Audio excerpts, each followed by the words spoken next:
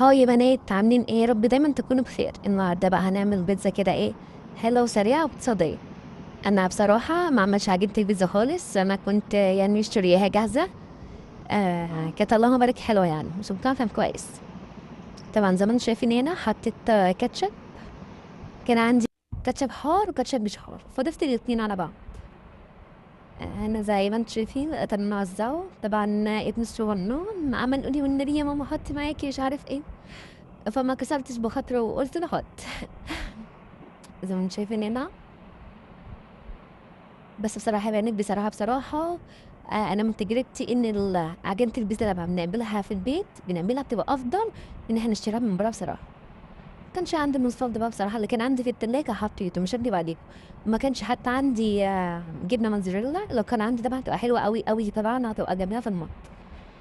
بصراحة اللي كان موجود عندي في التلاجة ده اللي حطيته وضفته. هنا بقى كنت مقطعة اللاتشو من لغاية اللي أنا أضيفه. كان عندي فلفل أخضر برضه حطيته. بصراحة دي الحاجتين اللي كانت عندي بصراحة متوفرة، فطلعتهم بصراحة. بس والله ما شاء الله برضو كانت طعمها حلو جدا ما شاء الله. أي حاجة من عند ربنا نعم يا بنات، والله العظيم نحمد ربنا عليها. هنا بعد ما طلعت كنت بقى أقطعها معاكم.